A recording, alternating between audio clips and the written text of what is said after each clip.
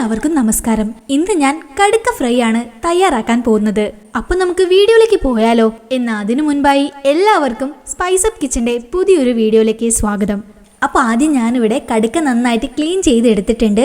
ഇതൊന്ന് പുഴുങ്ങി ഇതിന്റെ ഷെല്ലെല്ലാം മാറ്റി മീറ്റ് മാത്രമായിട്ട് എടുത്തു വെച്ചിട്ടുണ്ട്. ഇനി ഇതൊന്ന് മാരിനേറ്റ് ചെയ്യണം. അതിനായി കാശ്മീരി മുളക് പൊടി, മഞ്ഞൾപ്പൊടി, കുരുമുളക് പൊടി, മല്ലിപ്പൊടി, ജിഞ്ചർ ഗാർലിക് പേസ്റ്റും ഇട്ട് ഒന്ന് മാരിനേറ്റ് ചെയ്തെടുക്കാം.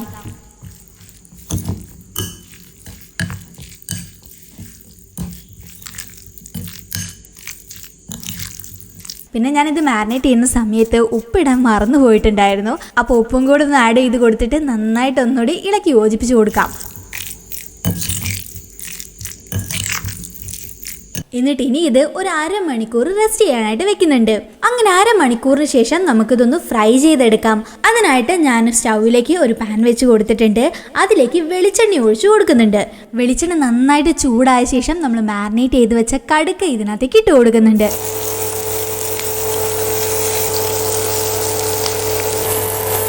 എല്ലാ കടുക്കയും ഇട്ട് കൊടുത്ത ശേഷം നമുക്കിതൊന്ന് ഇളക്കി കൊടുക്കാം.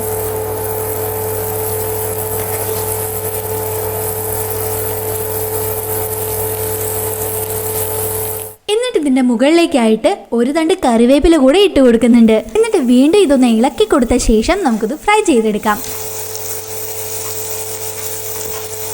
പിന്നെ നമ്മളിത് പുഴുങ്ങി എടുത്തിട്ടാണല്ലോ ഷെല്ലൊക്കെ മാറ്റിയെടുത്തത്. അതുകൊണ്ട് തന്നെ ഇതൊരു 1/4 ഭാഗത്തോളം വെന്തിട്ടുണ്ടായിരുന്നു. സോ ഫ്രൈ ചെയ്തെടുക്കുമ്പോൾ പെട്ടെന്ന് തന്നെ ഫ്രൈ ആയി കിട്ടുകയും ചെയ്യും. അങ്ങനെ നമ്മുടെ കടുക്ക നന്നായിട്ട് ഫ്രൈ ചെയ്ത് കിട്ടിയിട്ടുണ്ട്. ഇനി ഈ കടുക്ക വേറൊരു പ്ലേറ്റിലേക്ക് മാറ്റി കൊടുക്കുന്നുണ്ട്. എന്നിട്ട് അതേ പാനിലേക്ക് കുറച്ചുകൂടെ വെളിച്ചെണ്ണ ഒഴിച്ച് അത് ചൂടായ ശേഷം ഇതിലേക്ക് നല്ല ജീരകവും തേങ്ങാ കൊത്തും ഇട്ട് കൊടുത്തിട്ട് നന്നായിട്ടൊന്ന് മൂപ്പിച്ചെടുക്കണം. അങ്ങനെ നമ്മളുടെ തേങ്ങാക്കൊത്തെല്ലാം കളറ് മാറി നല്ല ബ്രൗൺ ഷെയ്ഡായിട്ട് വരുന്ന സമയത്ത് ചെറുതായിട്ട് അരിഞ്ഞ് സവാള ഇട്ട് കൊടുക്കുന്നുണ്ട്. കൂടെ തന്നെ ഒരു പച്ചമുളക് ചെറുതാക്കി അരിഞ്ഞതും അതുപോലെ തന്നെ ഉപ്പും കൂടെ ഇട്ട് നമുക്കിതൊന്ന് സോട്ട് ചെയ്തെടുക്കാം.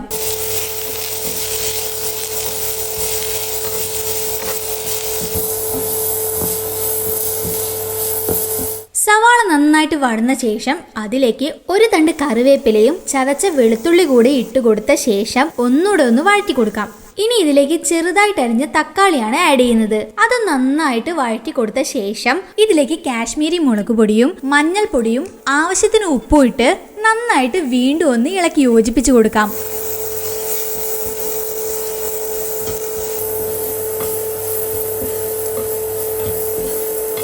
അങ്ങനെ ഈ മസാല നന്നായിട്ട് വഴന്ന ശേഷം നമ്മൾ ഫ്രൈ ചെയ്ത് എടുത്തു വെച്ച് നമ്മളുടെ കടുക്ക ഇതിനകത്തേക്ക് ഇട്ട് കൊടുക്കുന്നുണ്ട്. എന്നിട്ട് ഒന്നുകൂടൊന്ന് ഇളക്കി യോജിപ്പിച്ച ശേഷം മേലെ കുറച്ച് മല്ലിയിലയും കൂടി ഇട്ട് കൊടുത്തു കഴിഞ്ഞാൽ നമ്മുടെ അടിപൊളിയായിട്ടുള്ള കടുക്ക ഫ്രൈ റെഡിയായി.